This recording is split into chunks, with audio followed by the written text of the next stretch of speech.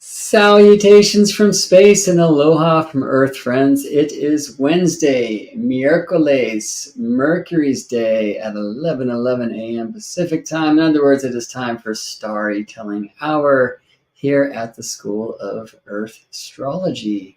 And I am so excited to have my beloved ScorpiAna here on the podcast today. ScorpiAna, who is an empowerment coach and an astrologer, a branding and marketing sorceress, and many things that I would describe as powerfully Scorpio. Well, that's good because I think I showed up for the right show.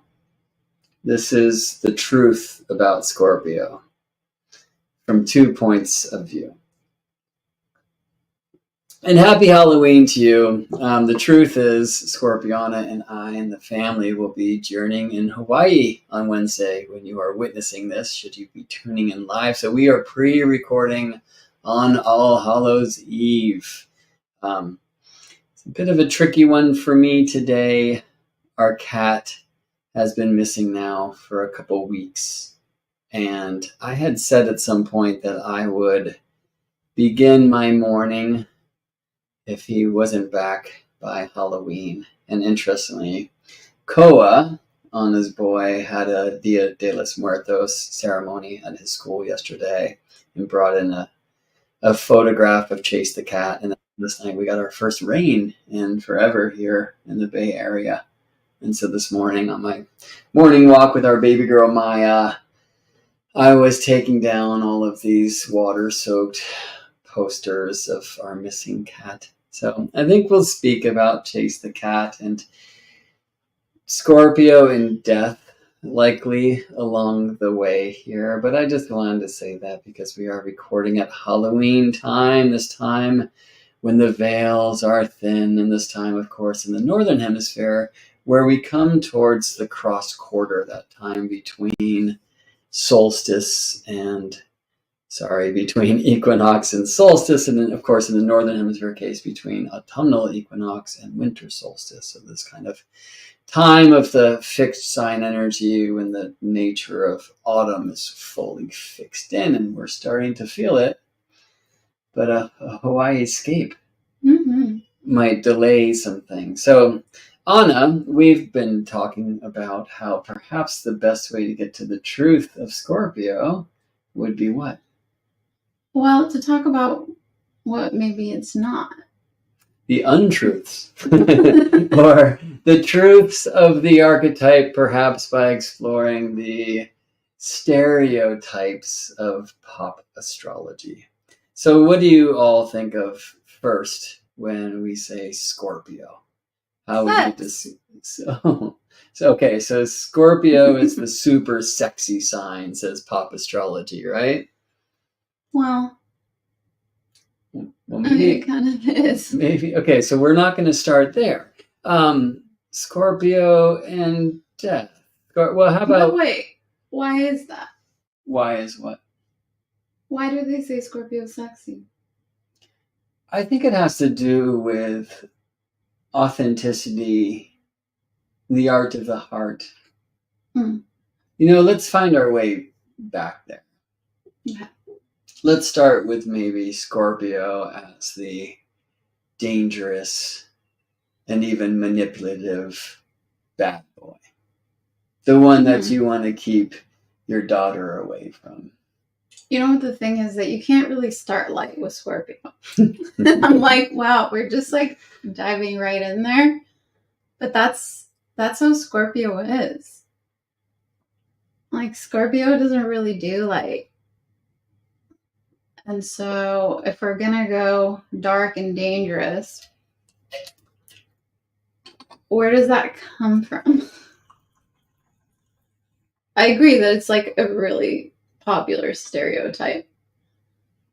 Like, I remember finding out that, I was a Scorpio pretty early on.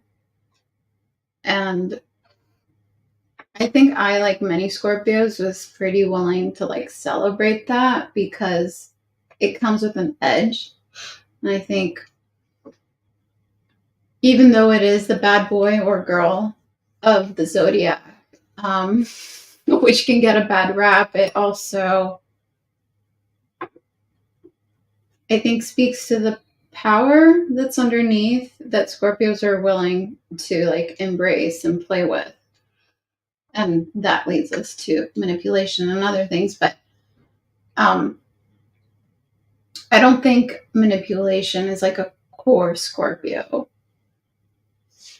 I want to say value. A core Scorpio trait. I think it can come across that way. And I think it can kind of edge into the shadowy version of that. But at its core, there's like something that's more powerful there, which is that Scorpio really has, when you are doing the authentic thing and you're really embodied, it has so much potency. Like I've been spending some time looking at the root of the word power, because this is a part of my practice. And it actually comes like the Latin root of it means potency. And so it's like to have the ability to do. And that really, I mean, I'm not going to go there right now because I know it's going to take us all over the place, but it really speaks to Mars, right? The like ability to do. And what I'm going to come around to is that the Scorpio manipulation actually comes from Scorpio's like vital ability to coach and to like influence and share its like passion and drive and deep feeling in a way that moves people. I think you and I both lean towards astrology as a tool of personal transformation and as a craft to help others themselves transform, right? Like that's the devotion of my practice, and I imagine of yours as well. And in that sense, it's kind of manipulating others to be the best version of themselves. And I feel like that's good. So transformational astrology, empowerment, coaching, right? These can be Scorpio in that potent energy. I mean, amazingly, we're drinking this very dark, fermented pu'er right now, which I always feel in Capricorn because it's old leaf tea, but it does go through this blackening process, which can feel very Scorpio as well. And that bad boy, sometimes Scorpio is just about aliveness. And there is a bit of a rebel in it. Certainly, Scorpio does not lay sole claim to any of these things that we're speaking about. Other signs can get in on that game. Well, I guess here's the test. When Maya's of dating age, and she brings a guy around, and we're like, hey, when's your birthday? Maya's our daughter. And she says, oh, he was born on November 14th. Is there anything in us that's like, oh no, the Scorpio light?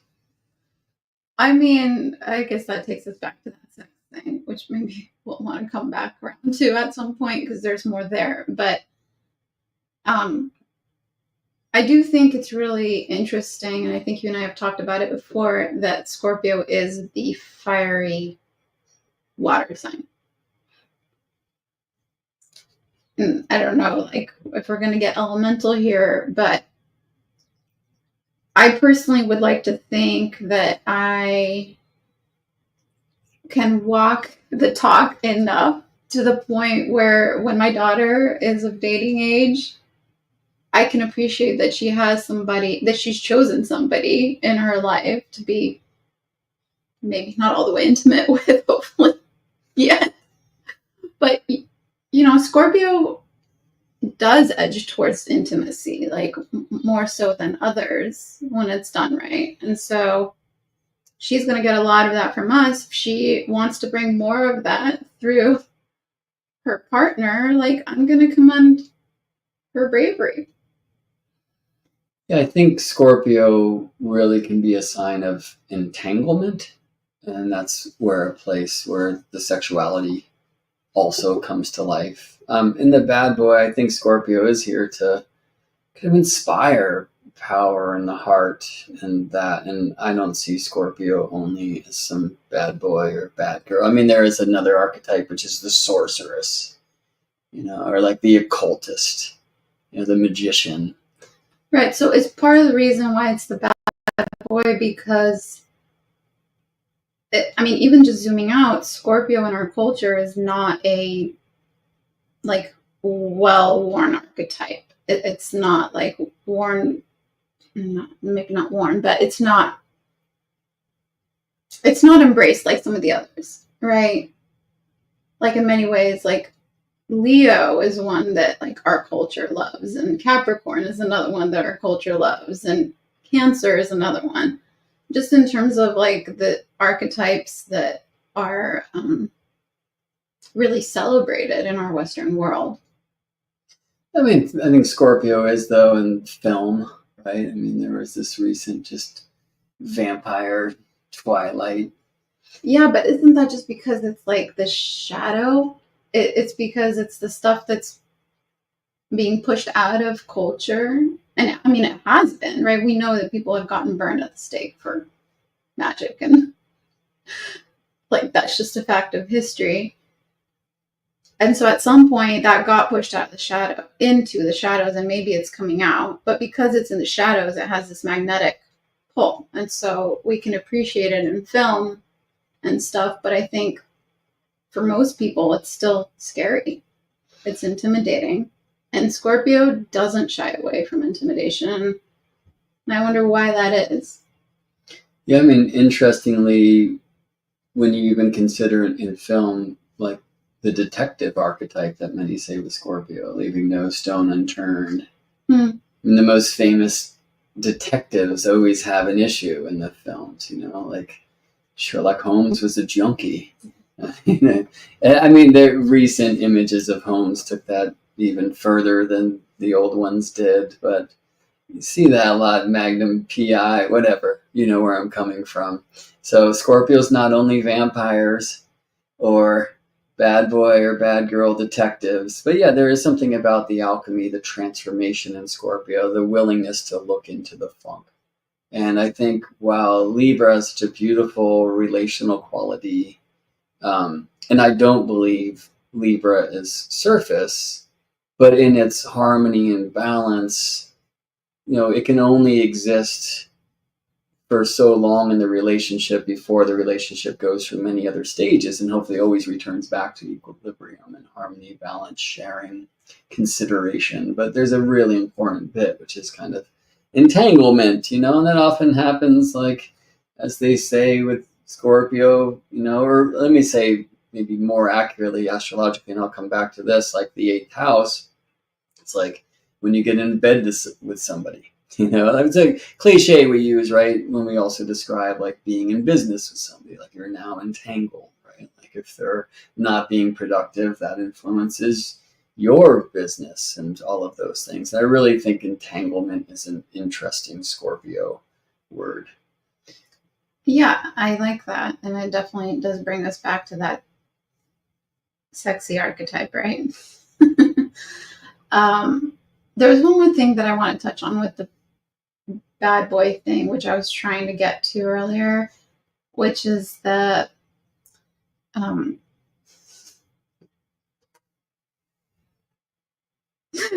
the fact that I blanked out. It's that thing about Scorpio embracing that and not allowing, but kind of pushing people to go deep. It's when I was saying it doesn't shy away from that discomfort, it's because Scorpio has like an affinity for the depth, and it wants to bring that out of people. And as you were touching on, like the authenticity is something really big for Scorpio. And if it's not there, like Scorpio just sniffs it out. As you were saying, the detective. But I think that's why it can often be perceived as like bad boy, or like it's kind of like an intense energy. And Scorpio doesn't want to hide that, usually. It doesn't do well when it tries to, because it's one of its gifts. It's one of its gifts to like bring stuff up and help people like own their shit. Yeah, well, and it's interesting, like if you look at the Scorpio map, and when I say that, I mean with Scorpio rising, Capricorn's on the 3rd. So there's something about learning some control around expression. That'll be a theme I kind of come back to, because we hear this thing about Scorpio, like the stinger and like the stinging tongue, and sometimes just saying those things that really dig into the heart of somebody and can strike too deep in those things, But what I'm hearing from you again and again is this word that we often associate with Scorpio, which creates a contradiction between my experience of Scorpio, my appreciation for Scorpio, and anything that's typically taught of Scorpio and all of the fixed signs, those of course being Taurus, Scorpio, and Aquarius, which is that they're stubborn. And how can, on one hand, this be the most transformational sign, and the serpent that sheds its skin, and the phoenix that rises from its ashes until it burns and rises again, and then be fixed and stubborn? And I have had some experiences of Scorpio and Scorpio stubbornness in relationship. I'm thinking of a different relationship that's actually was not an intimate relationship, but more of a business partnership. And I don't think I want to name names, although I put myself out there for that one. But I mean, I've seen that sometimes, and I can definitely value how, I have a Scorpio sun sign. Anna has a Scorpio sun sign. Actually, today, as we're recording this, the moon's in Scorpio on my sun, the sun's in Scorpio on Anna's sun. Happy birthday, honey. Coming soon to a theater called Us. And Mercury's in Scorpio right now in the last degrees, very close to where Venus was when Anna was born. So we have a lot of synastry in this moment now with our own personal charts. But I mean, I can see where I'm stubborn. I'm sure I don't see where I'm stubborn as well. I often see that coming more in like this idea of control, which can be a Scorpio thing in business, and the fear of not doing it all myself and such. But this idea of like stubborn, it feels to me like a contradiction with evolution, transformation, phoenix rising from the ashes, and many things that are said. In some regards, I feel like this fixed signs equals stubborn thing is the result of a kind of fixated seasonal focus on astrology that we know as far as following the sun and the way that we play with seasons these days, beginning at equinox and solstice time, that it is the sun moving through the fixed signs when the nature of the season is fully fixed in. So something that's often taught about the so-called modes, which these days we call cardinal signs, fixed signs, and mutable signs, right? Is that the fixed signs are stubborn, but that's necessary to kind of really commit to something that cardinal sign begins but has a hard time finishing, and the role of the mutable sign is to finish, or is to like mutate to whatever is going to be next. And I feel like that's kind of the sole astronomical source of this idea that these signs are fixed. I don't really think of Aquarius in that way. I don't think of Scorpio that way, but it's one of the main things at the top of the lists and most of the pop astrology teachings about Scorpio that I usually find stubborn. Is it something you associate with the Scorpio sign? I was wondering if I was going to play advocate for the devil's advocate for this, but you started touching on it. I do think that it really is about commitment more than it is about stubbornness, or that stubbornness is maybe like necessary for like a deep commitment. One of the like truths and not untruths about Scorpio is that it's a deeply loyal sign. And we have heard the untruth of Scorpio on Scorpio love, like not being good, like Scorpio to Scorpio love being a bad match, which I totally disagree with, because Scorpio, when it's allowed to do the deep thing and the authentic thing, and it can really merge with its partner, it's one of the most loyal signs there is.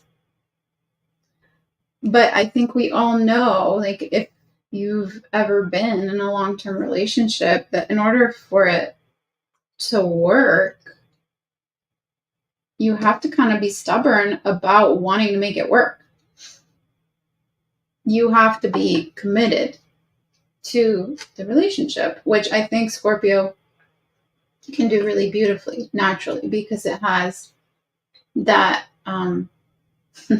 enmeshment quality, which enmeshment in itself can also be like such a dirty, yucky word, but I think it's one of the gifts of Scorpio, because when you go there, then you can both emerge kind of transformed. Yeah, I love that. I haven't really seen fixed, stubborn, kind of transforming into maybe higher values of those words, like loyalty, which requires commitment, and commitment does require a type of stubbornness, right? It can be really easy to wish to jump ship when things get hard, and you need to be able to stay in there, right? It's less of just let go of the wheel and go into faith. That's more of, I feel, a Pisces thing, and I think we'll circle back there too.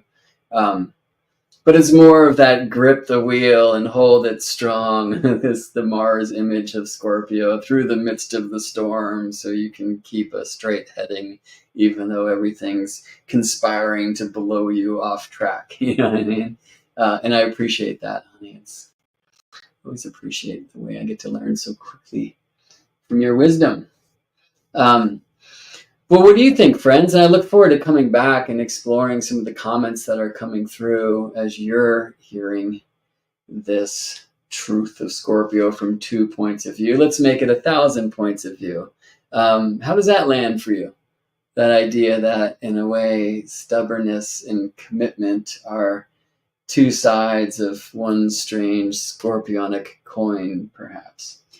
Okay, so I feel like some personal examples would be really great here. And I just want to bring up like a very basic one, which I feel really rings true for most Scorpios. And if it doesn't, let us know. But like, one of the way that my stubbornness will manifest, aside from, depth of commitment in a relationship, is when I'm working on a project and I have the vision, right? And I just I'm kind of like a dog with like its favorite bone, where like I just can't let it go. And again, I feel like this really comes back to stubbornness as a form of commitment. And I've been late for meetings before because I've been like so deep in the project where it's like really hard to take myself out. So I'm like trying to see that thing through. And it's like this like toiling inside of me, to like get it to the point that I see it, or I'm like, I just need to like just finish this one more thing before I can unhook myself. It's kind of like that feeling of like, my talons are in it, like my teeth are sunk into it, and I'm not ready to let it go until it reaches a certain point that I can feel like I can pause. There's a bit of Scorpio as the ninth of the Pisces map in that, and what I just realized as you were sharing is that all mutable ascendants have, at least from a whole sign point of view, a fixed sign as their ninth. And I will come back to that when I'm able to put a couple charts on the screen, because I don't want to get too far into astrology technique without at least offering a visual aid for everyone here. All All right, well, how about this one? I mean, the occult magic, but also occult as hidden. So the main Scorpio joke that most triggers me when I go to astrology conferences, and it's said every time, is that Scorpio hides and doesn't reveal itself. And that when you ask the Aries moons to raise their hands, and the Taurus, and I do, the though. Gemini, and that when you say, who here has a Scorpio moon, and you know they're out there, but they're not going to show themselves to you. We have had some interesting experiences in the family of things where that showed up in conversation during my birthday quite recently, and it wasn't about me. But it's so weird because that's another like deep contradiction for how I know, value, revere, and witness the beauty of Scorpio. So before I guess I get to what I feel that is, let me ask you, Anna, do you feel that Scorpio is hidden? And if so, why? It's a really complex one because I am thinking about the example, and let's just tell them what it is. So my son has a Scorpio rising. And I was just contemplating his kind of dual nature where he will be like the loud one on stage and like totally happy to like fully go into his role, like throw himself down for the death scene and just like really go, I wouldn't want to say overboard, but really go full in. And, more so than most of his classmates.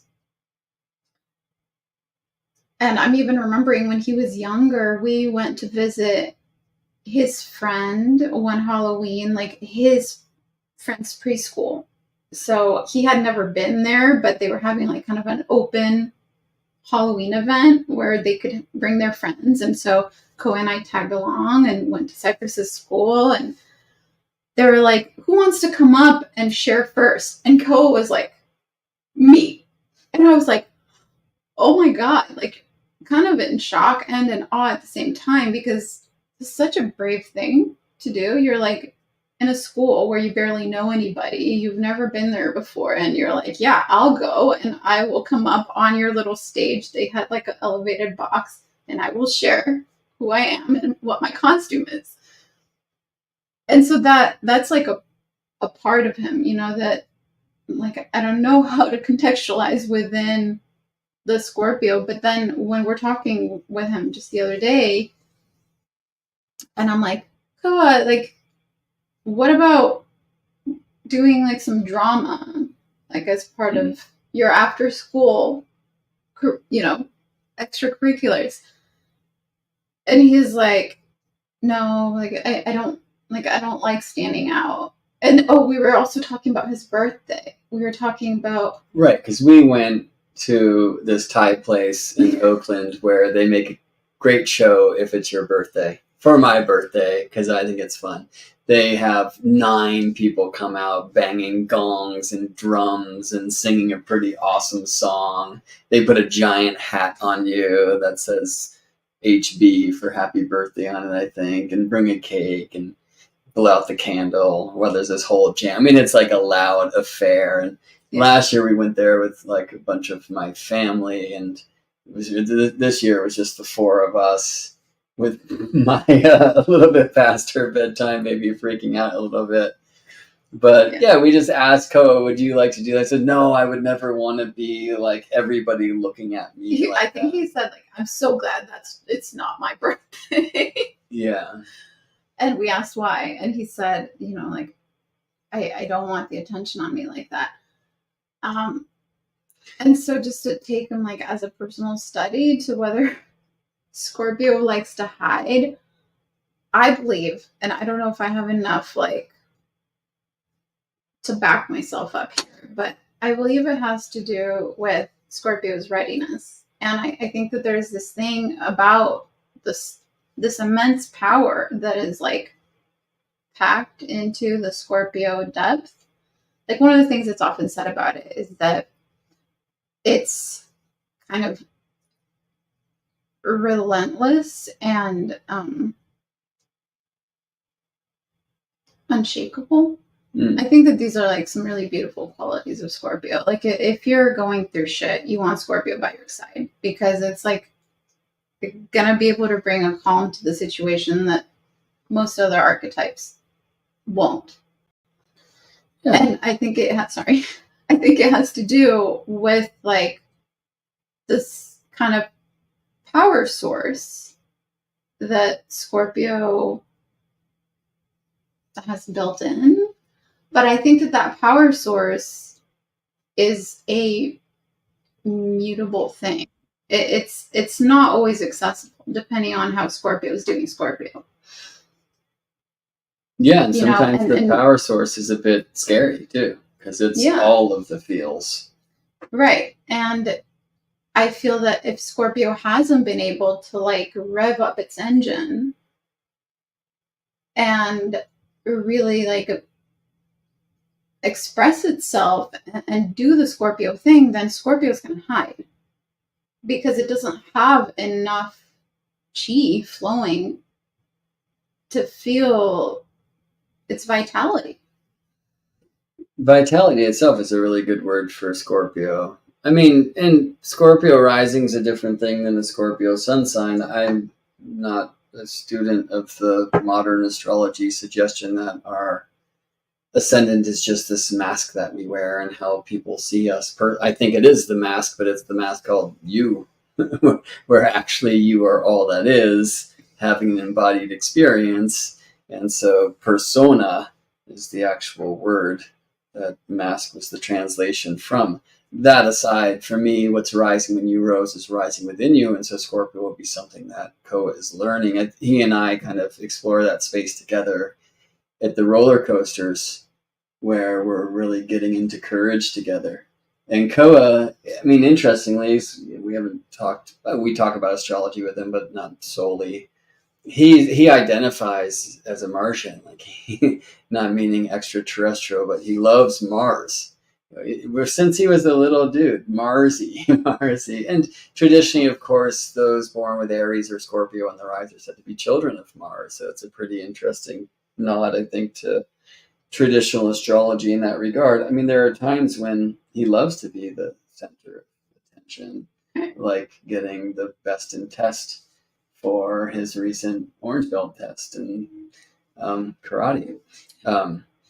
And I wonder, I mean, it seems a little early at 9 years of old for I like sports and therefore I'm not a drama person, but maybe there's something in that. And we want to talk about Scorpio and drama too.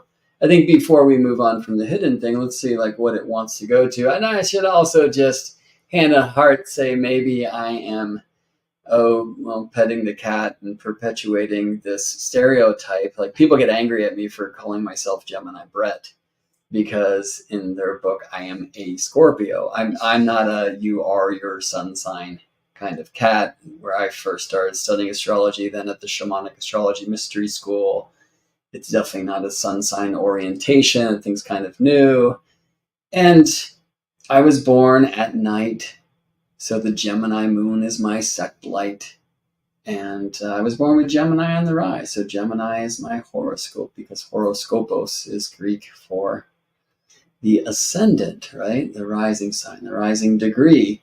That being said, even my name, Gemini, has me stereotyping living like dual lives, where I'm actually a Scorpio calling myself Gemini, and I maybe am hiding my Scorpio thing away. And maybe some of that was even unconscious, because it has been true that, in date number 3, in which your sign in Scorpio, and then they're like, check please, and never show up again because of that, bad reputation that Scorpio has.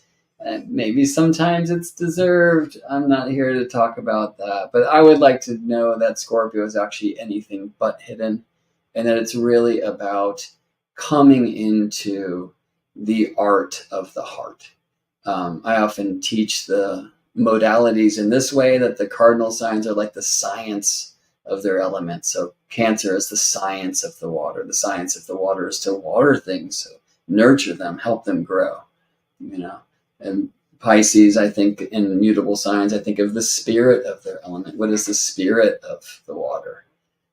Water connects all that ever was, is, and will be. It literally holds the memory. It's connected to our consciousness. There's like Plotinus P in this tea I'm about to drink, because this water has been everywhere and has done everything. And some of the mysteries, we see water as the inverse of ether itself.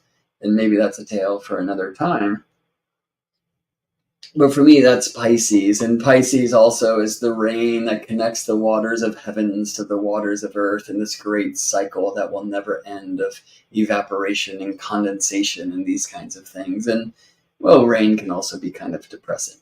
But anyway, for me, Scorpio, fixed sign, I always say this: fix yourself to fix the world. And that Taurus will do this in the way of the earth, which is the body. That Leo will do this in the way of the fire, which is the will and the spirit.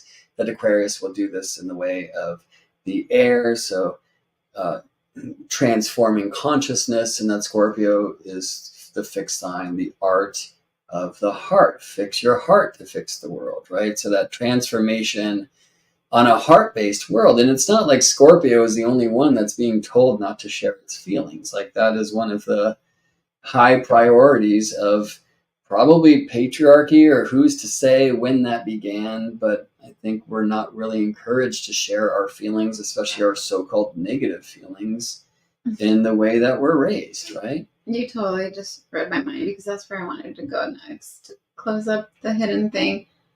Because if we have Scorpios out there who are feeling like they're not the art of the chart, I mean, they're not the art of the heart, that they have no idea what it feels like to even do that, because they're feeling so repressed and they do associate themselves with being hidden. It's a society thing. It's because, and I've been so passionate about this, like going into motherhood, because really most of us did not grow up in households, even with the best intentions, where feelings were allowed. Because there is like this limited corridor of like acceptable human expression in our culture. And I think that there's been a lot more research and a lot that's blown up over the last few decades, partially because of the internet and everything, about the importance of allowing feelings in our children, and like what that sets them up for as they grow up. And for me personally, it's been like a lot of undoing work in order to allow, and I'm still active in it. Like, I'm not saying that I've arrived here. It really is big work to deprogram the like very, very, very early messaging that I received, that we've received, about what's okay to express. And so that's the other thing that I would just add about Scorpio being hidden. It's a product of the culture. It's not a product of the archetype. It even feels to me that some of these stereotypes for all of the archetypes were actually created by those who would wish to control them and not let their true essence shine. And I invite you to explore that. Maybe a Scorpio thing to say. I don't have it on our list, but how about Scorpio and conspiracy theories? I thrive there. Anyway, yeah, so that art of the heart, of course, that's difficult to claim. I was really blessed to be in my own personal healing depths at a very important time in my life, when the magical traditions arrived for me, first the tarot, and that led me to astrology, to be at that time in Seattle, Washington, in a community of deep feelers. Like, feeling is the gateway to healing, is the gateway to knowing, is the gateway to growing. And we are here to grow through what we go through. And I feel, and this is a very probably like Scorpio way to say this, like that's not going to happen until we allow the feelings to flow, until we break the dam, right? And it's not about our narration of what we feel, what we think we're feeling. That can be part of my challenge, and I think I'll show you some of the astrology behind that and before we're through here. But just, I don't have to know why I'm crying, right? Just like let it move. Don't narrate everything. Let the head be the head. Let the heart be the heart, and then bring them together, But there will be a stage, I think, towards the art of the heart, which looks like just raw authenticity. And that one can be too much, and it's cool. Like I was really exploring this and experiencing this in Seattle, Washington, where there's so much rain and there's so much funk. I mean, there was a particular festival that I spoke at in the forest in September, and it was just pouring, and everybody's tent was flooded, and all the couples were fighting and near breakup. Some of them went through, and there was just so much. And I really honored the power of consent in a different way. Consent was a very important theme in that community, in that kind of dance space, in the festival space, very importantly, of course. But the consent also in this, we need to destroy the idea that how are you doing is some greeting, and you're supposed to just say good and how are you, and then you say good and we move on to how's the weather or whatever, right? Like how are you should be a deep invitation to get into the heart together. And the raw authenticity just is going to answer that question, how are you, with a 30-minute explosion of tears and maniacal laughter and all the things. And that's a gateway, I think, to the art of the heart, which does then necessitate some Scorpio control, right? Like not manipulation control, but having the power of the heart, but not like flooding others with it. So when somebody says, how are you doing? The beautiful consent word is, are you really asking? And when they say yes, we sit down and laugh and cry and do all the things, right?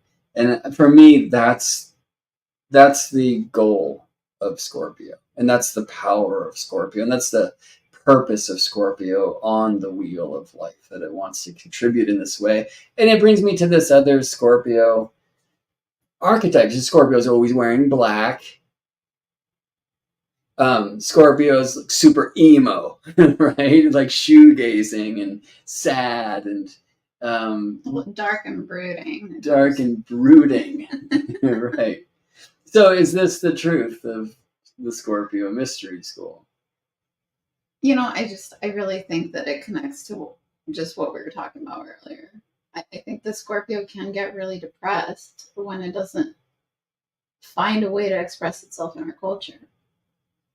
And I think anyone that's repressed is gonna maybe like Scorpio is also an archetype for what happens when you repress like the unrepressible. Because it's it like slowly robs us of our humanity, and we just end up kind of zombieing through our lives. But I think that the emo part of that character, that has to do with like all the feels, and maybe you're like going back to your high school bedroom and listening to like, the sad Britney Spears songs after your breakup. Or whatever that looked like for you. I have like a very specific visual in my mind. And Britney Spears is involved. Of course she was. All right. Go ahead. As a kid in the 90s.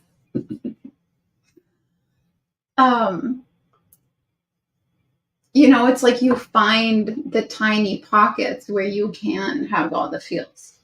And so why I'm saying it's unrepressible, because those big feelings need to move.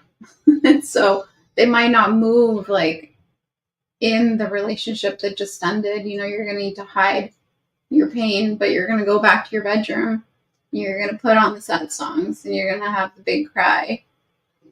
And that's like another version of healthy Scorpio. Like, as long as it's moving and it's not stuck. When it's stuck and it's not moving, that's when it hurts you. And that's when it creates like the illness. And that's like the dark brooding version that is like, I think, the most painful. You might have heard that part of that was soundtracked by our baby crying. Unfortunately, she's with an amazing woman, Nanny, that comes around, who herself has the Scorpio sunshine. And perhaps that's one of the reasons why she's really able to just hold space for Maya and let Maya go through her expressions, go through her experience. It's something hopefully this isn't too TMI, but something I've had to learn to do with Anna in our relationship. Sometimes she'll just cry powerfully, and I'm not, my tendency, and I think this is kind of a dude thing, is I want to fix that. I want to help her get through that, or still, like I've just learned, you just put the hand on the back. That was exemplified when I got to witness this powerful period of Anna's pregnancy, but really especially just labor, and with Maya coming into this world. And my job was just to put my hands with a lot of pressure on Anna's lower back and assist that transformation, and not joke, which is my kind of nervous tendency. And you might hear that in the Gemini name or whatever. Yeah, and you got shushed a couple times. I think once. I don't think you've heard the other. I got kicked out of the birthing room when my sister gave birth, but I'm wiser now, and I have more in this particular game. But yeah, that would just like to be there, to be present, to hold space, as we say. And, that's like the learning. How can we allow the waters to flow? And there's something so powerful that you said there, Anna, which was suppressing the unsuppressible. Right? I think on one level, traditionally these days, astrology associates Pluto with Scorpio, and there's no doubt that Pluto was very scorpionic and Scorpio is very plutonic. But traditionally, Scorpio is the nocturnal sign of Mars. And on one level, that's the courage to go into those places. And I think the courage to go into those places with others as well. But there can also be fighting it and resisting it, and the rage that comes forth when we do suppress the unsuppressible and suddenly throwing plates at each other, and we don't even know why, because that hasn't happened. Let's just make it clear. Well, I think about it a lot. Because we suppress these things that we should be sharing and saying, but we're too afraid to, or maybe we're so repressed that we don't even know what it is, but at some point the dam's going to break open, right? But I think this brings us back to sexuality. It's one of the places where certainly culture is trying as hard as it can and succeeding in many ways, but it's one of the venues where it's most difficult to not be authentic or to really hide, desire. So for me, Scorpio is about aliveness. It's about the deepest experience and expression of passion, of desire, of excitement, right? In sexuality, our sexuality is a venue where that is more allowed and hopefully more promoted. But in a sense, I would say Scorpio's wish is to live sexually. And I don't mean like intimate sexuality when I say that, through this aliveness, through this sharing of passion and letting that art of the heart and passion lead the way. Yeah, you have like the hidden and occult and magic on here as part of Scorpio, and I know we've touched on it, but really, like, sex and magic are very connected, and they're both like two things that have really gotten skewed in the modern day world. And I mean, it's just interesting how Scorpio's just gotten like all the things that are like just like backwards in our world. It's an interesting time to be incarnated as a Scorpio on the planet, but just the way that sexuality is expressed and not expressed, portrayed in our world is definitely keeping the potency and the like truth of sexuality hidden in many ways. Like, yes, you're right that it's harder to hide, authentic expression when we're like truly being intimate with somebody. But we've all received so much messaging about what it looks like to be properly sexual with somebody. And it's totally gotten robbed of like the true depth of what sex and intimacy can be through all of the messaging, a lot of the media that we were exposed to and continue to be exposed to. It's like, this is what sex looks like. This is like what it sounds like. This is how you do it. And there's so much more. It's like just the tip of the iceberg. Like there's, when we're connecting on that sexual level, where we have access to like the deepest parts of ourselves. And like, that's where our magic comes from. And when we can engage that, like in a true, like open and authentic way, it just opens up the floodgates for like the kind of creators we can be in our lives, the kind of co-creation that we can have with our life. Absolutely. And magic itself is very demonized, right? I mean, either ridiculed as something that doesn't exist, something for fairy tales, and magic is just tricks, right? Sleight of hand. But I'm like, or manipulative. I mean, I personally have a very hard time with magicians who say things like, oh, well, your ex can't get over you. Well, let's just do some magic spells and make him fall in love with another person. It's like, what? Like, no, I'll do magic for me, and maybe I'll do magic with us, with consent, right? I'll connect with stars through my intention and consent. Hopefully, if I'm figuring out how to do that right. But I think there's ways where even that magic, again, can move into the manipulative, and I personally am kind of fearful of that. But it can also be just that place where we source our inner power, our inner depths. And again, I think that lives kind of here in the heart, in the hara. And so this Scorpio word that we haven't come to that I think is very important is will, right? And directing focused will. And hopefully for good. So all of this, hopefully you are receiving in a way that, first of all, resonates with your own understanding of the Scorpio mysteries. But also, I would say, sounds a lot deeper than death, sex, and taxes. And I mean, I can't share how many times I've just shuddered in my seat when I'm at a presentation and an astrologer says, there's Scorpio is death, sex, and taxes. Like, what? Okay, where is that coming from? And I wanted to share where that's coming from and take maybe an astrological approach to Scorpio truths from 2 points of view. So let me see if the buttons work here. Yeah, we really haven't talked about death so much. Well, I think we're about to. Yeah. Okay. I have a plan. So that was Scorpio, and oh, there's death. Right, and this is from the Wade Coleman Smith deck that came out of the Golden Dawn magical tradition.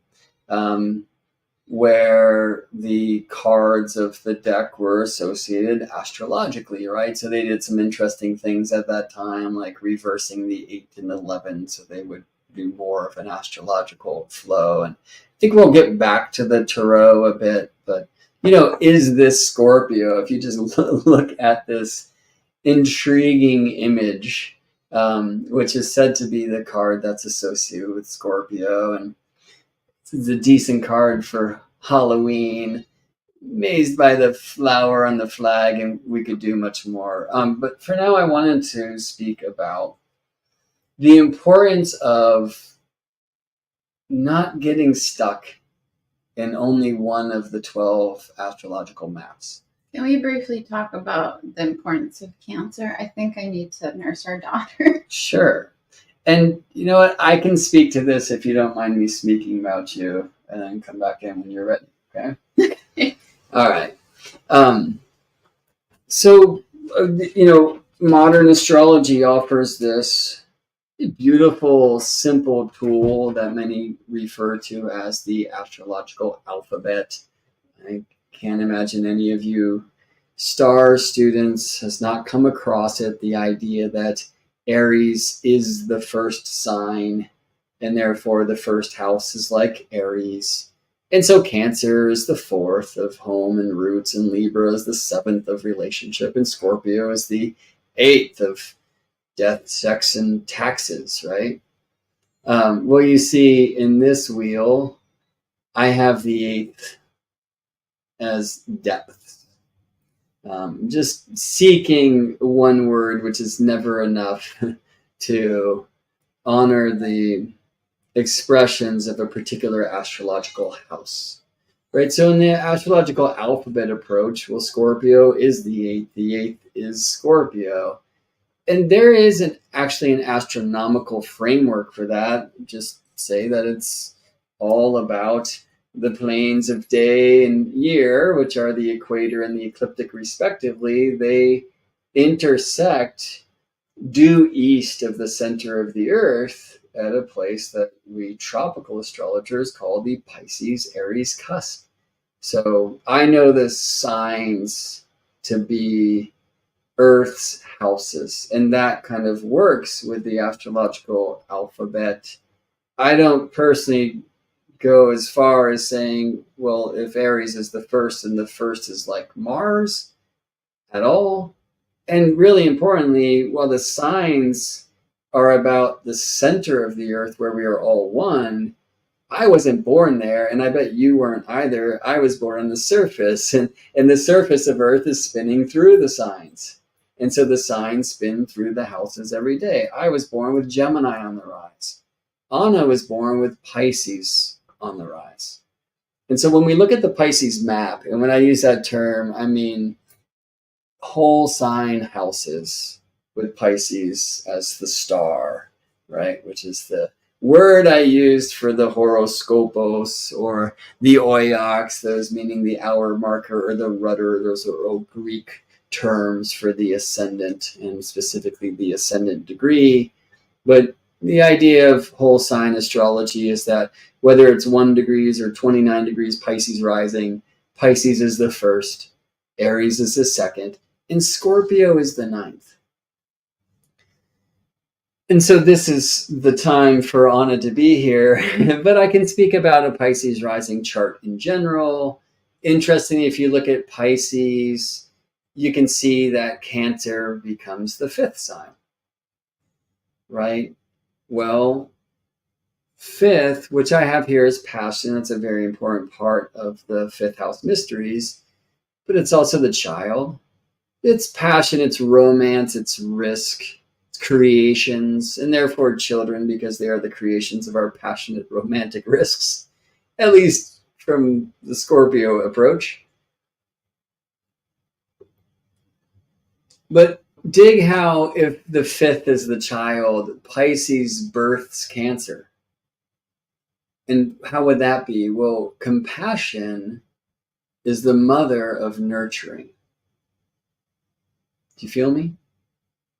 Well, where does Pisces study? What pilgrimage must Pisces take to find itself or to align to the mysteries of its devotion? And the answer is Scorpio. The ninth is said to be the place of university, of pilgrimage, of journeys, and the like. And so I will often look to the ninth sign of any one of the 12 maps, like this Pisces map, and say, okay, why does Pisces study in Scorpio school? Or why must Pisces take a Scorpio quest? And how will that birth new ways of Pisces course in devotion? Why do I say birth? Because Pisces is the fifth of Scorpio. The first is the fifth of the ninth. Pardon me if that language gets too far out. But, there's a few ways where this works. When Scorpio is death, and it can be that way, well, what does death birth?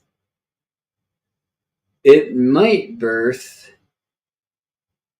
depression, sadness, melancholy. It might birth confusion. It might birth the mystical nature. I often say this about the 8th and the 9th. Things die. That's when we truly start asking why. And why is the password to the 9th house. But the 12th, which is this place of hidden things, it, like the 8th, isn't all bad. That's a word that was used in the tradition and still is too often today, I believe. And the reason is the 8th and the 12th, like the 2nd and the 6th, according to our tradition, cannot be seen by the first. So something in that blindness is difficult. But the first of Pisces can see Scorpio, because in the Pisces map, Scorpio is the 9th. Right? Anyway, what does death also birth? And it births in the house of the why, which is what lies beyond the veil. So, we often see Scorpio, and I would suggest kind of the water trine and maybe the Scorpio Pisces trine more than others as this melancholy depression. And of course, that's not the only temperature or current that we find in the waterway. It's really important for us to go through our mourning, because we will be reborn through that in many regards. So when I show you the Gemini rising map and where Scorpio lives there, and maybe you already know, you can maybe see why Scorpio is a little bit more difficult for me to access than it is for my beloved, for ScorpiAna, because she was born with Pisces on the rise, where Scorpio is designed to be a place of pilgrimage, of study. And even, we could say it this way, Pisces is designed to have Scorpio as its religion. Well, dig the 8th of Pisces, it's Libra. So there's this cute little question of why would Libra be the death of Pisces? Because the 8th house has long been associated with death. And the answer that I offer there is that Libra is about relationship. Pisces is about the revelation, the realization that we are all that ever was, is, and will be. Pisces brings us to oneness. You can see or hear when I say that, by the way, that I do have some personal connections to Pisces in the 12th. I think there is a reason why the so-called natural zodiac, which many traditional astrologers despise, does have teeth and roots. But when Pisces rising is Pisces rising, and when Pisces rises, Aquarius is the 12th. There's something there that I think is very important, and you'll always see this with a water sign rising. It puts an air sign in the 12th, in the place of hidden things. It puts an air sign in the 4th, which is where we want to be rooted, but it's also a place of suppressed things. It puts an air sign on the 8th, right? So there's something about if we really want to choose the water way, we might have to hide or even suppress or kill the mind. All right. But just the idea of Libra as a sign with relationship devotion, while we can have the spirit of relationship and a relationship to spirit, if it is true that we are spirit, do you see how Pisces kind of has to slay that? Well, Anna and I are right now dealing with death, maybe. And it's so confusing because our cat's been gone a couple weeks. There was, I believe, the last day we saw the cat, because we're kind of not sure, because he was an outdoor adventurous kind of cat who came and went. There was a cat killed by a car across the road from us. And the way the cat was described and when the cat died, I mean, it seems like this wasn't our guy, but it also just feels too close. We've connected with a few different psychic friends who both see that Chase is still alive and has gone somewhere else. Actually, many of you here, because I've been sharing a lot about this on StarryTelling Hour in the past weeks, and also in my community at the School of Astrology, the Constellations community. I don't think any of you have said, oh, he feels gone to me. I have had some strange symbols, like when I was really first grieving Chase's disappearance, a crow landed on a bench and just stared straight into my eyes. There was a carcass of a deer that Anna discovered and couldn't identify, but I did later on, that had just been picked apart by the vultures that are around our place. Koa and I stopped the van on the way to school one day to drag a lynx off of the road that had recently been hit by a car. Interesting, it's the second animal that I've pulled from the road this year. The other one was a baby deer the day before Maya was born. I think I've shared that with you. I'm not even sure. I didn't remember that it was the day before she was born. It was within that week, and I think it was the day before.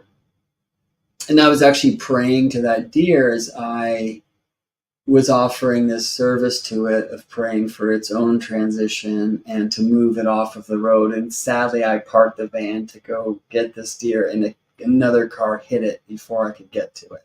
It's like we gotta get you out of here. Brought it up to the grasses and hopefully a better place for it to lay.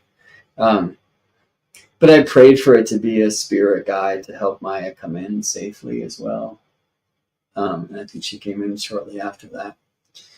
And some tears are coming up because we lost a couple babies or pregnancies before Maya came through. And so, death's been something that Anna and I have been experiencing in our lives in the last few years, like very deeply. So anyway, there's this little joke, as I said, why would Libra be the death of Pisces? And I don't know if you heard this, but the idea is if relationship, and the very idea of relationship means that we're not in oneness, right? Now relationship can bring us to oneness, and I would say that about the 8th, it's also a place where we will be reborn. And the thing I was thinking of, and this map helped me get there, is, well, maybe the sign on the 8th from any ascendant will also tell us about that ascending sign's relationship to death. Mm-hmm. And Anna's been very adamant about, well, we don't know if Chase is dead, and everybody's saying he's not, and so I'm just leaving the door open. And look, the Pisces path is one of faith and, dare I say, hope, which is what Jupiter, who traditionally Pisces is associated with, buried in the bottom of Pandora's box when he called all the others to put these great calamities in. It's perhaps just hope that we're really getting to when we go through all the challenges of an incarnated experience. And I like that as Scorpio and the 9th place of the university in the Pisces design as well. It's so interesting.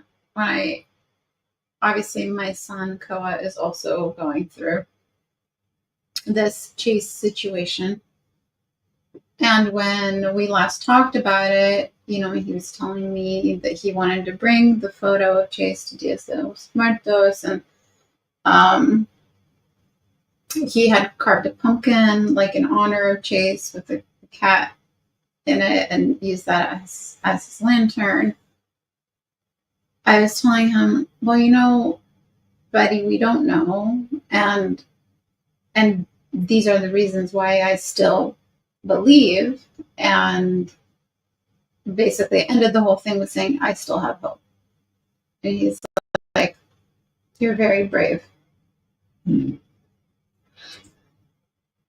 And I think it's a very interesting perspective on hope. That hope is courageous. Yeah. Or brave. Because for him, it's too painful to have hope. Hmm. Yeah, I've been studying, and it was right around that time of finding that baby deer. Courage versus bravery, where courage is bravery in the face of fear, and bravery is just the fearlessness. Hmm. So courage is you run into the fire, though you know it will burn you. Bravery is you just go in, not even knowing that it will burn you, because you're just in that moment, and kind of Leo versus Aries in some way. I like hearing that. Yeah, and maybe we'll look at what's on the 8th for Scorpio. On the way, let me let the world spin as it does. Aries rises after Pisces rises, then Taurus. And I'm going to take a break at Gemini, which was rising when I rose. Now, I've actually relocated. In my life, I've lived most of my years on the West Coast, where actually Pisces was rising. So this is an interesting potential synastry where I've moved to a place where Pisces was rising in the moment of my birth, and I'm in relationship with this amazing being who was born in a place with Pisces on the rise and has relocated to a place with Libra rising, actually. But I was born with Gemini on the rise, and when you look at the Gemini design, Scorpio is on the 6th. Now, kind of a silly thing to say, but I like to get after it, is why does Scorpio make Gemini sick? Because in the tradition, the 6th is illness. Now, you'll see here on my maps, I write this word practice for the 6th. I love the image of modern astrology that associates the 6th as sacred work. Maybe even the why we do what we do. The 5th of the 6th is the 10th. If the 10th is not just some job that births money, the 5th of the 10th is the 2nd, right? But if it instead is a vocation, how we're making a loving, which births value, because the 2nd's not just valuables, it's our values, right? And so if we actually start there, if I don't have some toil, which can be the 6th, because that's born out of my need for money and resource and survival. But instead, if I want to align myself to my own values, what's that going to birth? More like my sacred work. And where I feel, though many traditional astrologies have a hard time with modern astrologies associated with the 6th in any way other than illness, like even health. I see it in this way. Many in our paradigm will, or the cult of our culture, will get sick because they turn their back on their calling. Many just toil away at some job that really doesn't have anything to do with who they are. I mean, that can help them get by and afford to take their pilgrimages to Egypt and do all the awesome stuff. And I don't mean to point fingers here, but it's where I find that this can be associated with both illness and sacred work. And practice here, that's just the general idea that the 5 is this kind of creative truth that we are the child divine and we can do anything we want to do. The 5th has its eyes on the 7th. For me, it was, I'll be a saxophonist. Okay, well, show me a stage. But the 6th says practice. get good at the thing. All right. But anyway, the sixth is also illness and health and sacred work. So in the illness sense, why would Scorpio make Gemini sick?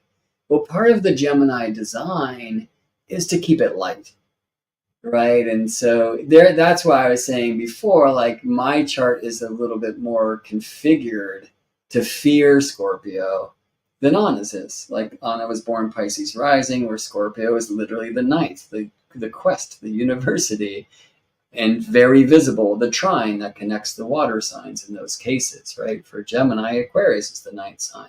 For Gemini, Scorpio is the sixth sign. And there's this fear that I will like lose my mind if I go into my depths, right?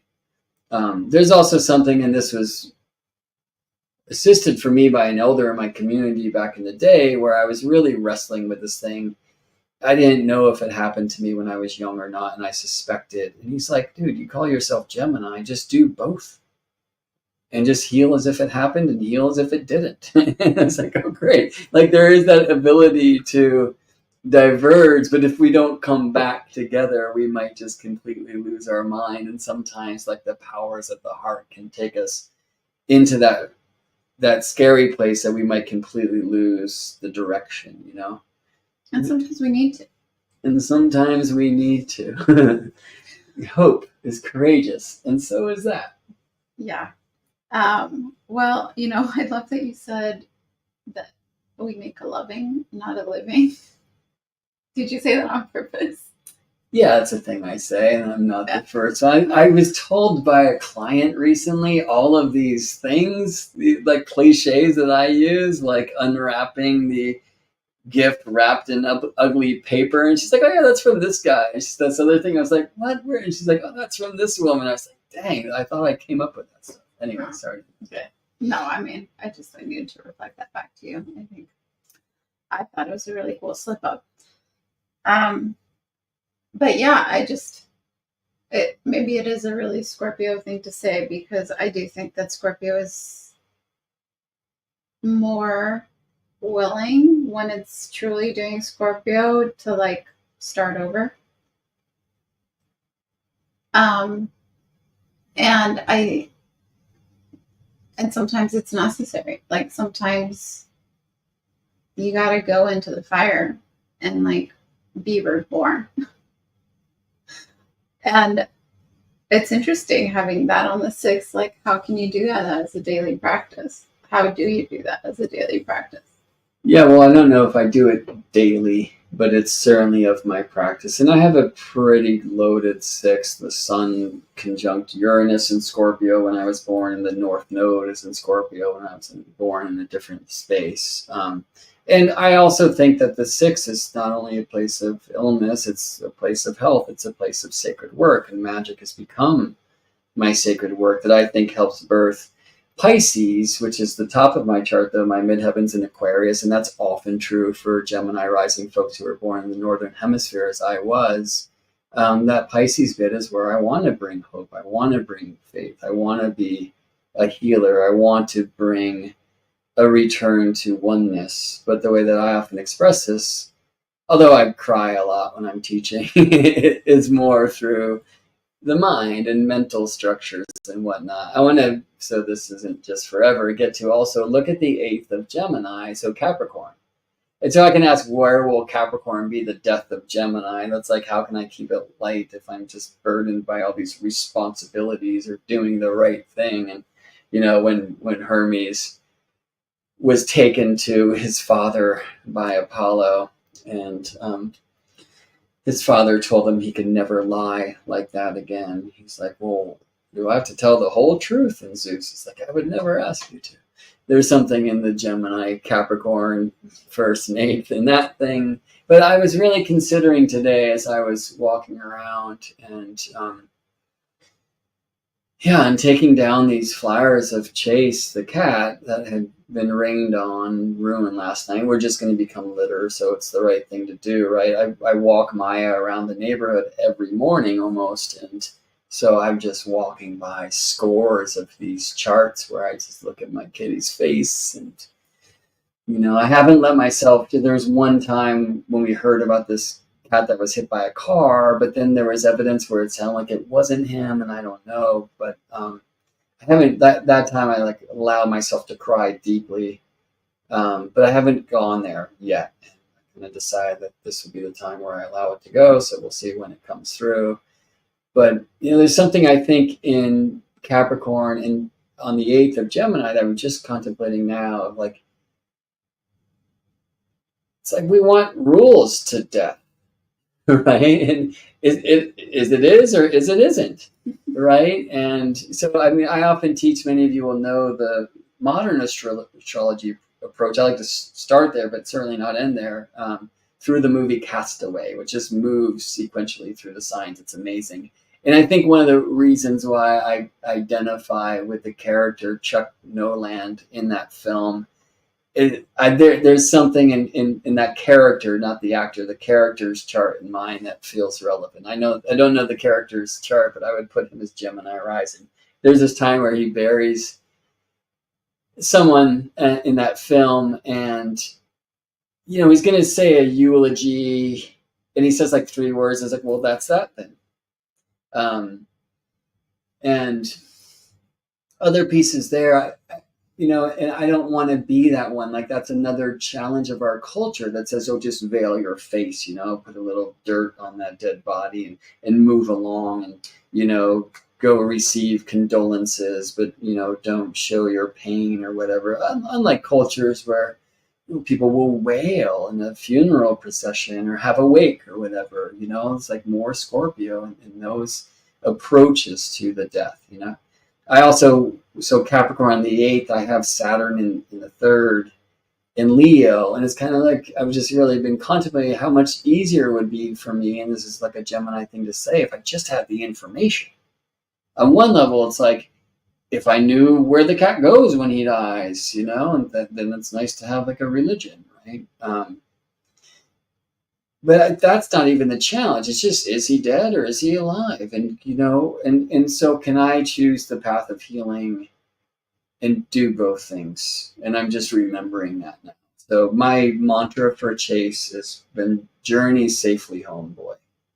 So whether that means to our house or to heaven, or to his next life as a cat or a purple dragon or whatever it may be, or a human being, like that mantra for me, it kind of covers all those bases.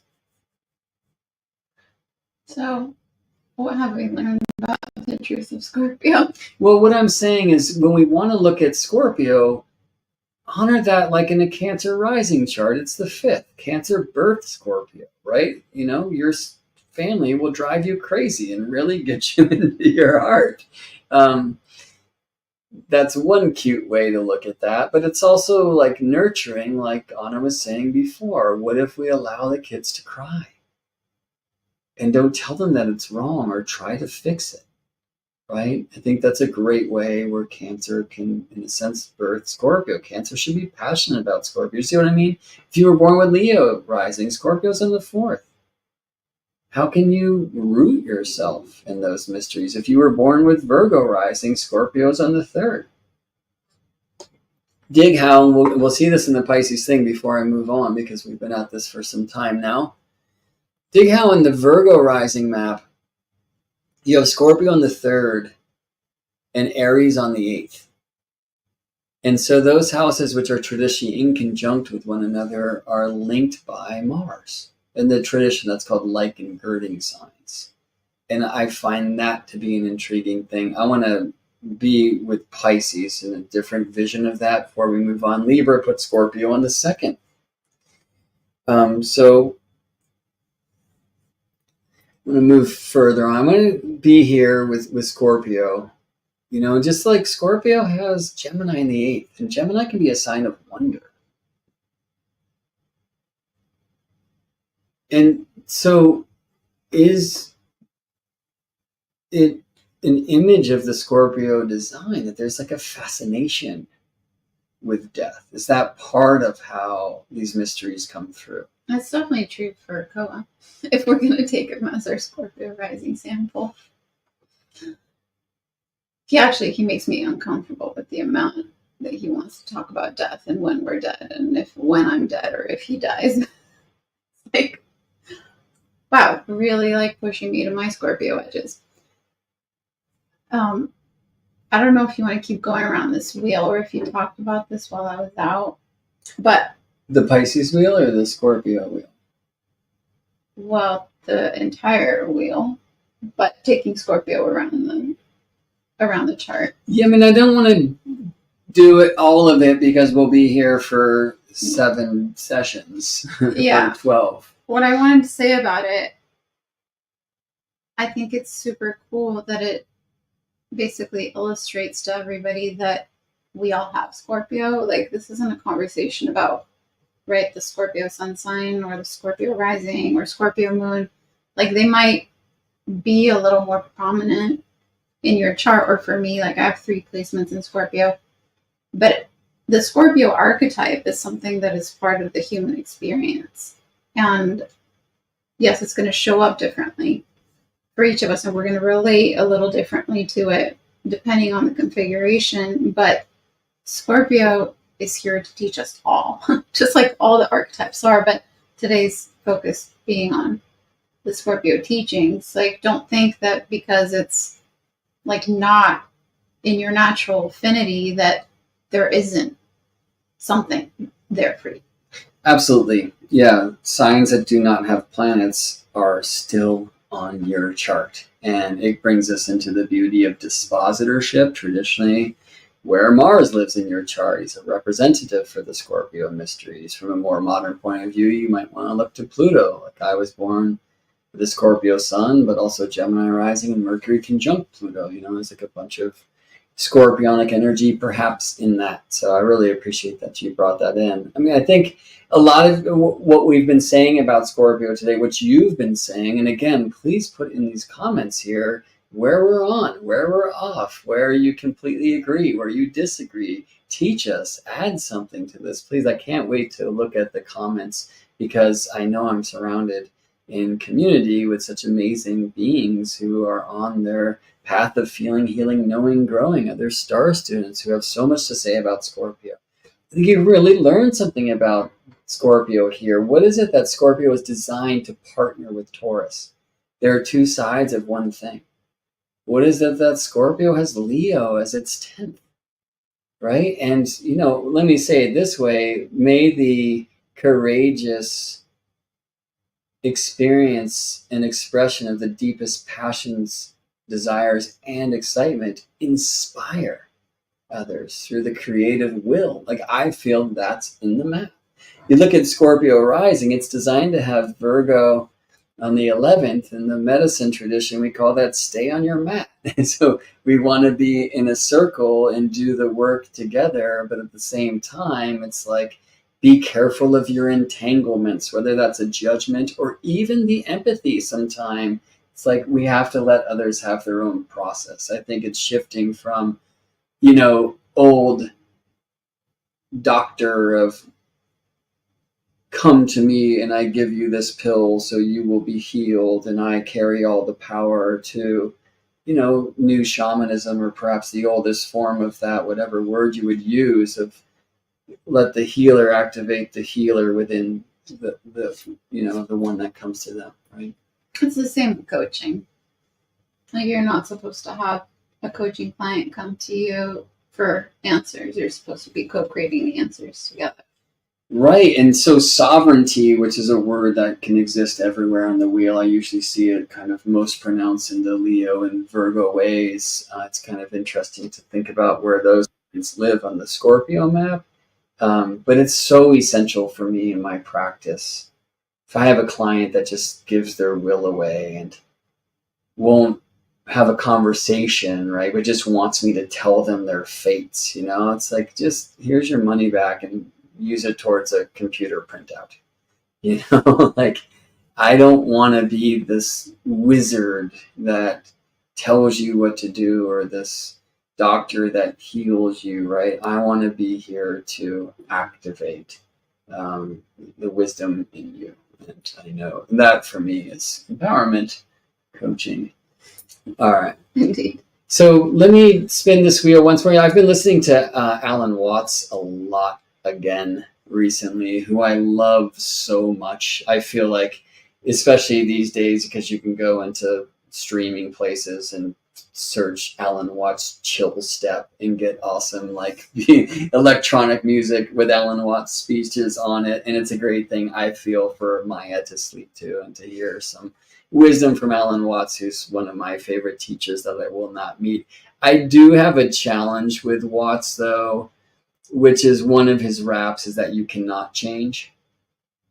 And all of this self-improvement thing of the new age just needs to be released. And I wonder in some regards if that is Alan Watts, who just chose that he wouldn't be able to change himself from his alcoholism and some other issues that he had as a human being. I don't know. I wonder if it has anything to do with Alan Watts's map, which looks like this. He was born with Sagittarius rising and Capricorn light. Sometimes I feel like Capricorn would be the stubborn sign if you want to speak about stubbornness, right? Saturn and solidity and the trunk of the tree. But I just wanted to show it's interesting to consider the 12th of any of the maps, like Sagittarius hides Scorpio away, puts in the 12th of hidden things. And sometimes then that Scorpio urge, and perhaps born from the suppression of the unsuppressible, I think, did you call it that before? Mm-hmm. That's going to then become those hidden forces of self-sabotage and the things that can plague us. But it's also like this: Sagittarius is designed to have the great journey. And to do that, you have to like pretend that fear doesn't even exist, or death doesn't exist. And that can be part of the Scorpio trip. Now, Sagittarius has Cancer on the 8th. If you want to take the great journey, you have to leave home. All right. Anyway, I encourage you to play with maps in this way. What is your rising sign? What's on your 8th? For Capricorn, it's Leo. It's not Scorpio. Scorpio's not the 8th sign. Maybe it is for all of Earth, which again, I think resonates with the so-called natural zodiac, the Aries rising map. But Anna was born with this one. This was happening in California when I was born, so I relocated to this one. And the thing I wanted to say here is that Venus connects the 3rd and the 8th of the Pisces mysteries, right? Taurus on the 3rd of tools, but I think very importantly, one of the greatest tools is expression. I usually teach that as the first tool is the baby cry, so that needs, which is the 2nd, can be met, and then we can come into the 4th where we feel safe and okay. But of course, we don't stop at baby.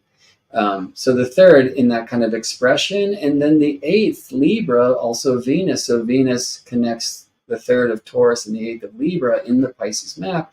And there's something beautiful there because there's more of a willingness to kind of go consciously into death. And hopefully that is maybe an imperative of the Pisces journey, where we want to return not only to kind of faith, hope, there's a trust in that, but also to re-merging with all that ever was, is, and will be. Do you have any reflections on that? Well, I was wondering if you were going to get to the fact that my Venus is in Scorpio. And Anna has Venus in Scorpio. No, but I was wondering if that's where you were going to... Yeah, well, it intrigues me because Anna does have Venus in Scorpio, which is the 9th in the Pisces design. And so, how can, if there's some juice to this idea of Venus connecting the 3rd and the 8th, for those of us born with Pisces on the rise, or those of y'all born with Pisces on the rise, then where does Venus live in the chart? Because she will speak to how that can be connected. Because Taurus and Libra, according to the tradition, are in conjunct. They are quincunx. They're said to be blind to one another.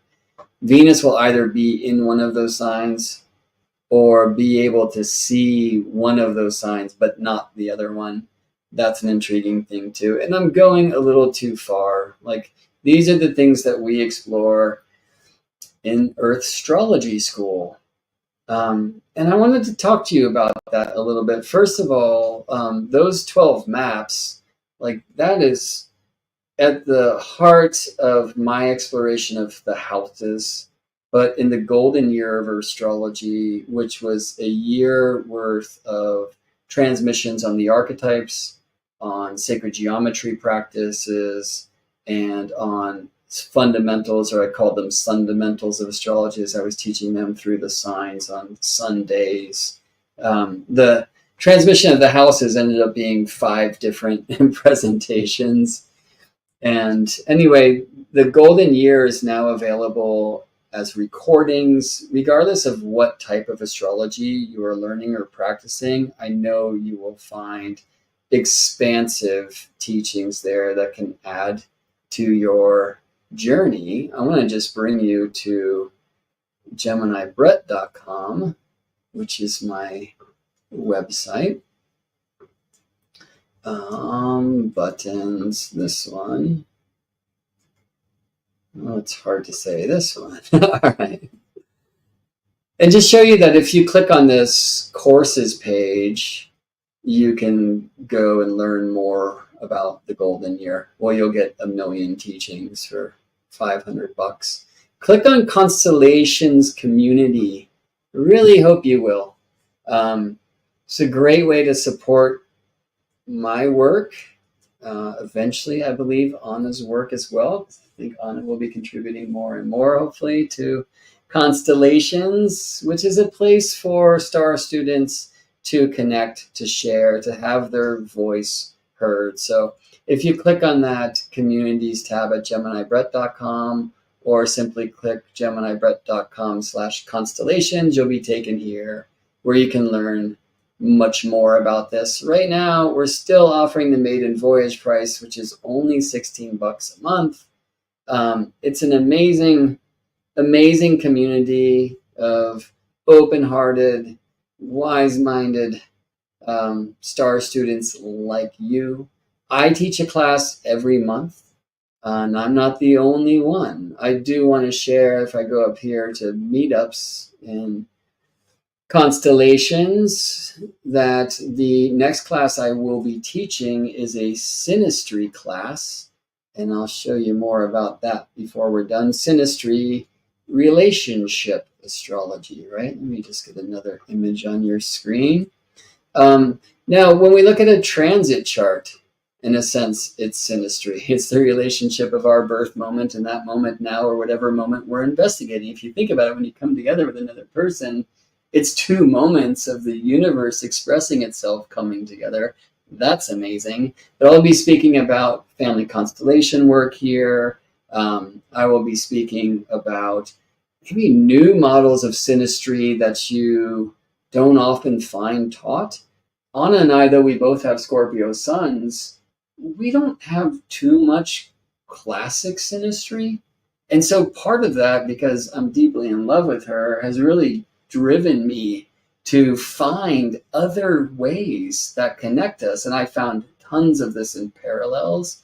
Connections by declination for Anna and I are really strong. Mixed receptions, Davison relationship charts, and other things that I'll be teaching in this synastry class on November 9th, 9 a.m. Pacific time. I'm actually going to use Anna's chart and mine as a vehicle to get into it. But as it is with all classes and constellations, I typically teach for a bit, but then we open it up to live chart examples with other charts and a community discussion, community teachings. I'm blessed to be in a community where I always get to learn so much. So GeminiBrett.com/constellations, you can join for $16.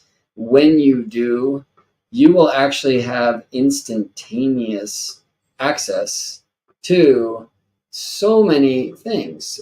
We have these community discussions, regular meetups every week. I teach a monthly class, and there are monthly classes also taught by Phelan Shiva, who leads an Astro Tarot circle. And I want to get into some Tarot as we close here. Alyssa Luna is offering these amazing Astro embodiment practices where she brings us through yoga and qigong and journaling exercises, like tuned to the archetype that the sun is moving through the month, and they are just amazing and powerful. Amala Hall is sharing deep plant wisdom and alchemy wisdom. She just taught her Libra and Venus planet correspondence class last night. So as soon as you join Constellations, $16 a month, and you can quit any time, but please don't. You will instantly access this library. Like, I have more than 100 hours of backyard astronomy videos. I have, since we launched this ship in March, taught all of these different classes, including 7 hours of eclipse and eclipse cycles, just master classes. So check it out. GeminiBrett.com/constellations will help you join. We hope you'll join. We can help you if you need to. And I look forward to seeing you in there. And I hope hopefully you'll join us for this Synastry transmission on November 9th. Okay, so speaking of Scorpio from 2 points of view and Astro Tarot, I wanted to use one of these wonderful systems to also explore the idea of Scorpio from different points of view. So the Death card is the major arcana card of the Tarot that is said to be associated with Scorpio. If you feel that's heavy in the Rider-Waite tradition, Mars, who traditionally is associated as the planet that is the landlord of the Scorpio zone, is associated with the Tower card. Right? And so here's an image of Scorpio. Welcome. Interesting, Scorpio is the 13 card. If you add 1 and 3 together, you get 4, and that's the Emperor card, which is associated with the sign of Aries, also said to be a Mars card. If you look at the Tower, it's the 16. Add that 1 and 6, you get 7. The Chariot, which is said to be associated with Cancer, but is also said to be a card that represents great change. Well, I wanted to speak about the 3 faces of Scorpio. So from 0 to 10 degrees, 10 to 20, and 20 to 30 degrees, which in this tradition were associated with these 3 cards, the 5, the 6, and the 7 of Cups, respectively. Now, I was born with the sun in the very first degree of Scorpio, and 0 to 10 associated with the 5 of Cups. So I guess that black wearing emo being is kind of most represented there. Now, there are still 2 cups that are full, and perhaps the red and green liquids were in the process of an alchemy experiment. And there's much more I could say about that card, but I just want to share that Anna was born with the sun in the 11th degree of Scorpio. And so the first of the second decan, or the second face of Scorpio, which in this tradition is associated with the 6 of Cups. Very different image there. Anna was born with Venus in the final degree of Scorpio, and the last 10 degrees of Scorpio. That's also where the north node of the moon was when I was born. In this tradition is associated with the 7 of Cups. So you really see that magician there, the one just manifesting.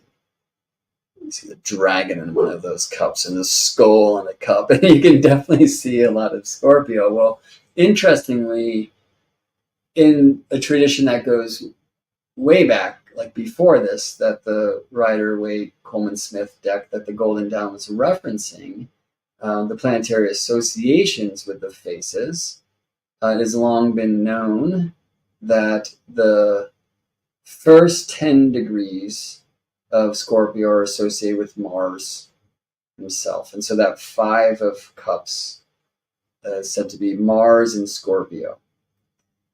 The second face of Scorpio said to be ruled by the sun. So the 6 of Cups, sun in Scorpio. And so Anna has the sun in his own face. And the 7 of Cups is said to be the realm of Venus in Scorpio. And so Anna also was born with Venus in her own face. And I'll be teaching this class later in the School of Earth Astrology, by the way. Essential dignity and debility, is it dignified or debilitating? But in this sense, we say dignified, right? And I think we've talked about maybe that image of the 5 of cups along the way, and I think a bit of that image of the 7 cups along the way. But what about the 6 of cups? It's almost your birthday, love. We'll get to celebrate you in Hawaii, and I very much look forward to that. What do you see in that image, and how would you feel it is in any way Scorpionic? Yeah, I've contemplated this one quite a bit because of how intimate it is for me. It definitely speaks to like an innocence and like simple pleasures. There's also this like love of childhood, right? Which is not something that we like really think of for Scorpio. But I think there's something there in like the innocence of like really embodying our full selves that can keep us young. And I mean, I don't want to make this about more than it is, but like play is such an important part of that. And there's more like generosity here than there is play. And it also kind of looks like the child is bigger than like, I know that some people say that this is 2 children, but to me, it looks like that's like a grown lady that's smaller than the child. Mm. And so it really like, again, speaks to like kind of the importance of that childish spirit. And if you are into like esotericism and some of these studies of like the inner personalities, which we can connect to astrology as well, but the particular branch that I've studied, and we really talk about the inner child like being the source of magic. And so really like that kind of what it comes back to for me is the importance of keeping that inner child healthy so that your magic can stay alive. I love that so much. And just learned a lot about this imagery and through your eyes, which I always appreciate because I think I get to learn more about you and about us. Well, what about you, friends? What do you see? How do you know that 6 of Cups card? Do you appreciate this image? Do you feel like that has to do anything with the Sun in Scorpio? I mean, it's not typically vibing with what you read, at least on the surface, from our astrology books, right? Hopefully we've taken it a little bit deeper than surface today too. I mean, I'll add, it's interesting to see like 4, 1, and 1. I think about the 4 of Cups cards where there's this cup coming in from spirit. But, well, I've heard that this was just the inability of the artist to draw children because it's just small adults. I prefer to see this as a woman and an elf who's bringing, the magic from the realm of the Fae and the mysteries of the beyond. I mean, look at the hat, Yeah, and there's really a lot of hope and beauty in that card. I think in all of these cards. And other decks that are built upon the same framework will have other things to say, and other hearts like yours and yours and yours and yours and yours will also have other things to say as well. Well, I think if we connect all 3 as well, you can kind of see a progression of like, maybe you did do the mopey shutdown thing, but then in reconnecting, to your innocence and your authentic expression, then you're opening up to the magic that is available to you when you're fully expressing.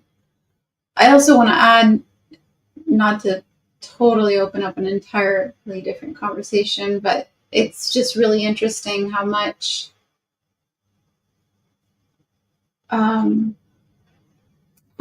childhood has been hijacked in our culture. Mm-hmm. You know, there's a thing that you say to Koa a lot when he's just wondering about Maya just screaming uncontrollably at times, which is that she's a baby. She doesn't have this filter. Right. And this is how she's feeling in this moment, and this is the way that she expresses it. I mean, she also, when she laughs, and it's the same thing. And maybe that accessing the inner child is about breaking the dam, as I say, let the waters flow, like releasing these filters. Yeah, and loving what you love and hating what you hate, and fully being who you are. Like that's the portal to the magic. You are the portal to the magic, love. Thank you for being here. Thank you all for being here. The presence of your present is the greatest gift. I'm sorry we weren't on live so I could read your amazing comments along the way, but I look forward to reflecting back on them when we return from our trip.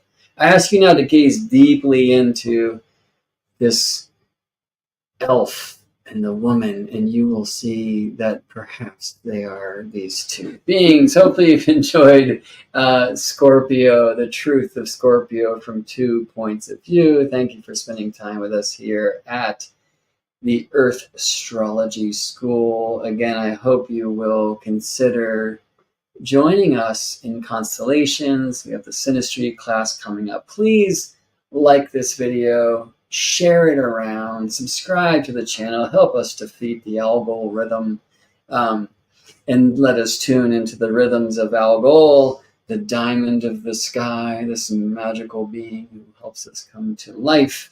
You can head to GeminiBrett.com, where at the bottom of the homepage you will find a donate button if you want to buy a cup of tea.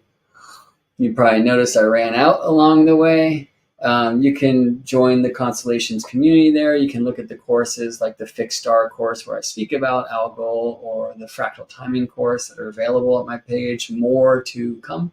And you will not, in this moment of the recording, or maybe the moment that you witness this, but coming soon to a theater called you, anazaharia.com. So ANAZHARIA.com. Look back there. For those of you who are in Constellations, I know you'll be seeing more of ScorpiAna and experiencing her wisdom along the way. And I'm just so excited to get to spend more time with my beloved in this space as well, because she's such an amazing coach of empowerment and transformation. I know that is true in my life, and honey, I appreciate so much your support of reminding me to be me and to make a living, not just a living. Thanks for having me on. All right, friends. See ya in space.